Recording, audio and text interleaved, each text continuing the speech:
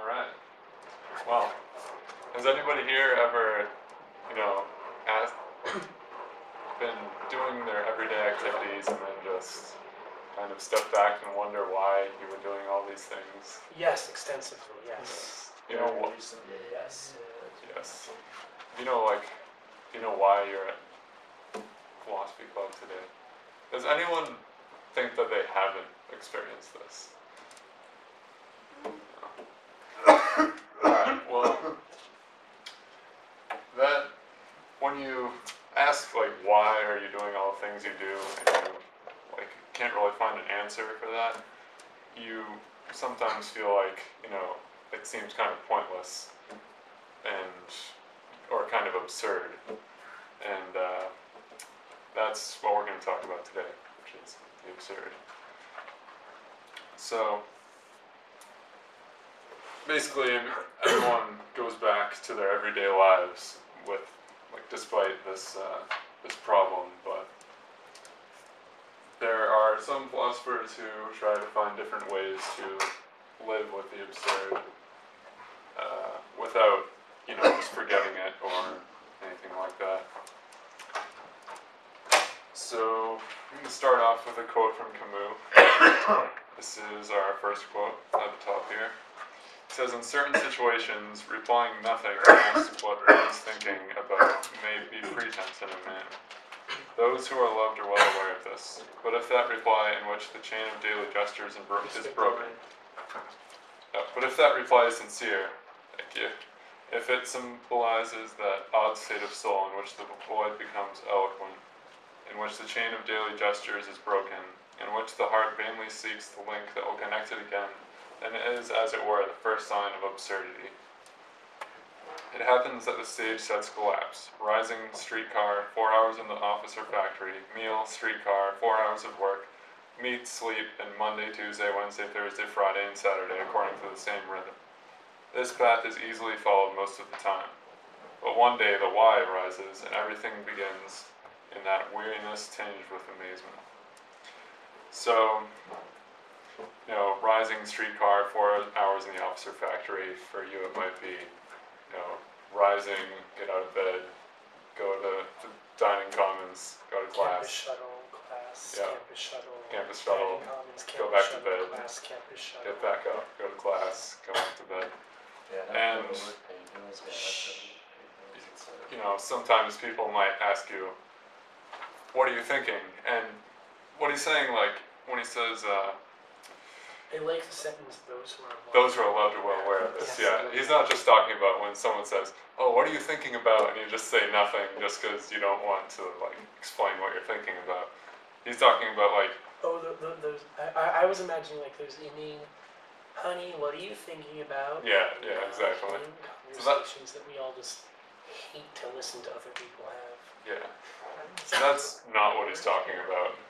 He's talking about when you're just completely just kind of doing things like a robot, automatically, and then someone asks you, "What are you thinking about?" and you just suddenly realize what you're doing and wonder why.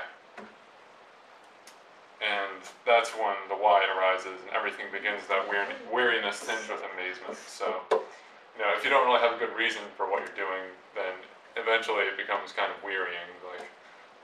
You stop just going to class and you start thinking, oh, I gotta go to class again, even though I don't have any good reason to.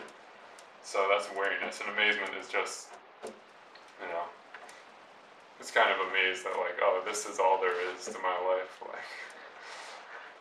It's, it can come as a surprise, I guess. So, yeah, that's the absurd. And, our next quote is the next one down. It says, "At the heart of beauty lies something inhuman. In these hills, the softness of the sky, the outline of these trees at this very minute lose the illusory meaning with which we would clothe them. Henceforth, no more remote than a lost paradise." More remote, not Oh, yeah. "Henceforth, more remote than a lost paradise. The primitive hostility of the world rises up to face us across millennia." So, what he's talking about here is it's not just our lives, or our mundane lives that might seem meaningless sometimes.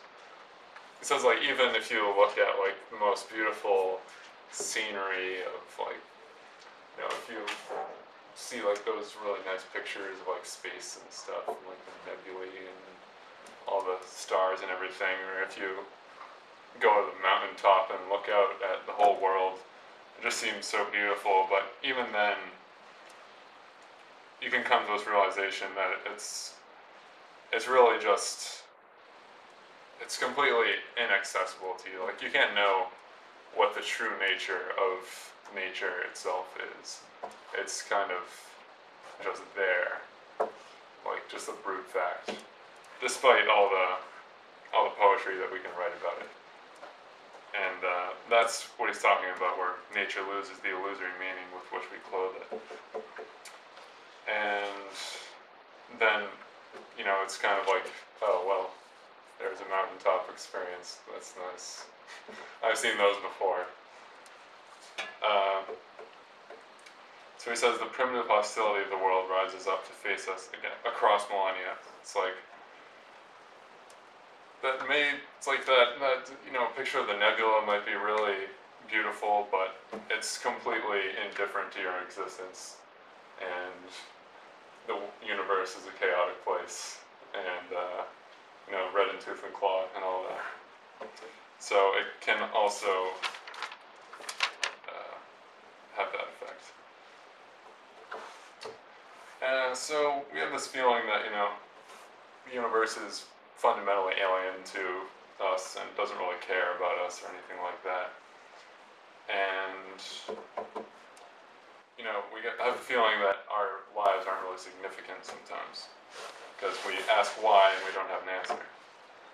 But Thomas Nagel, who is another writer, addresses why exactly we feel like our life is meaningless just because of these various experiences. So if you look down at the fourth paragraph right here, it's the first one from Nagel. He says, "It is often remarked that nothing we do now will matter in a million years. But if that is true, then by the same token, nothing that will be the case in a million years matters now. So it doesn't matter now that in a million years it won't matter what we do now." Does everyone see how that works? If nothing we do will matter in a million years, then that fact doesn't matter right now. So you can't. If a million years span of time makes something suddenly somehow stop mattering, then it doesn't just go away. Yeah. So this idea that great spans of space or time somehow make things meaningless is kind of a flawed idea, despite the fact that people often say oh, in a million years what I do won't matter, my life is absurd. But with that same logic, it won't matter in a million years that it doesn't matter. Or it doesn't matter now that it won't matter in a million years. I have a question. Yeah. How exactly is absurdism not philosophical equivalent to first world problems? Well, I wouldn't argue that it is necessarily. Let's go on then. Yeah. So basically, that can't really explain why our lives are absurd. It's not an issue of long times or long distances. If you look at his next quote, he says, "What we say to convey the absurdity of our lives often has to do with space or time. We are tiny specks in the infinite vastness of the universe. We will all be dead any minute. But of course, none of these evident facts can be what makes life absurd, if it is absurd. For suppose we live forever," sorry, there's a typo there, but "for suppose we live forever, would not a life that is absurd, if it lasts 70 years, be infinitely absurd if it lasts throughout eternity?" So there's this other thing that people say when they feel like their life is just pointless. They say, "Oh, well, I'm gonna die, so eventually, so in the end it won't matter." But like he points out, the fact that you're going to die doesn't make your life absurd, because if it was absurd, then not dying. Basically, death is not sufficient for absurdity. So it can't really be the cause of it. Manish? I don't know, I always kind of feels like existentialism in a way. It is. Absurdism is a particularly depressing and pointless kind of existentialism. Which is the best kind. Okay. It seems so hopeful. Just wait till we get down to the end. Yes, wait until the climax. I studied this exact work in my existentialism class. I know what's coming, but Yeah, good stuff. keep going. Alright, so basically, the absurd, it's this experience we have. It can't be explained by, you know, the fact that a long time from now things might not matter. It can't be explained by the fact that we'll die eventually. So what really is it? Well, Nagel thinks that it's a psychological issue. He says we cannot live human lives without energy and attention, nor without making choices which show that we take some things more seriously than others. Yet we have always available a point of view outside the particular form of our lives, from which the seriousness appears gratuitous or unnecessary. These two inescapable viewpoints collide in us, and that is what makes life absurd. It's absurd because we ignore the doubts that cannot be settled, continuing to live with nearly undiminished seriousness in spite of them. So, the absurd is basically well, both of these thinkers agree that the absurd is it's a contradiction between aspiration and reality. So it'd be like, if I was trying to, you know, if I was giving a big speech right now on why it will storm on Monday, when in fact, because I saw an article online that said it's going to storm on Monday, so I just decided to, like, you know, make a big speech and tell Philosophy Club about it, but it was actually last Monday. That would have been absurd because I thought I was doing something really important, but it was actually completely useless. So basically, Nagel is saying that the absurd is that our feeling of the absurd is a psychological state from a viewpoint that says our life is basically pointless, and the fact that we, you know, do things anyway and we care about things anyway, even though in the back of our minds we have this idea that it's completely futile, and you know that the universe could just turn upside down any moment. So that's what Nagel If anything, says. the universe turning upside down would actually take a while to happen, just because of the size of the thing. It's true.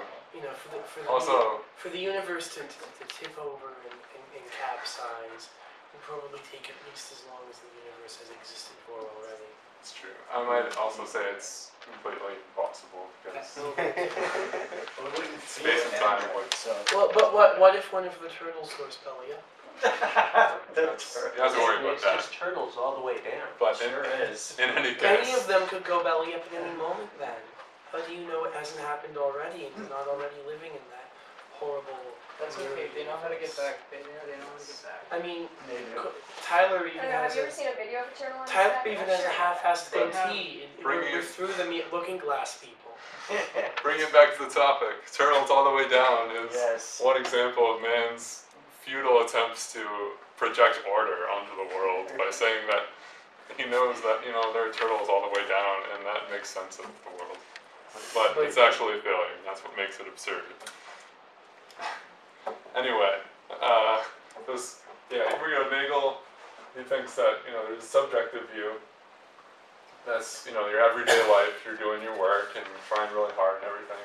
And the backward step is like a psychological state where you kind of just look at things from a different perspective and see like, wow, there really isn't any point. And the kind of tension between these two as we live day to day is the absurd. It's what makes life absurd. On the other hand, Camus views it as not as an internal conflict, but as a conflict between man who has hopes and dreams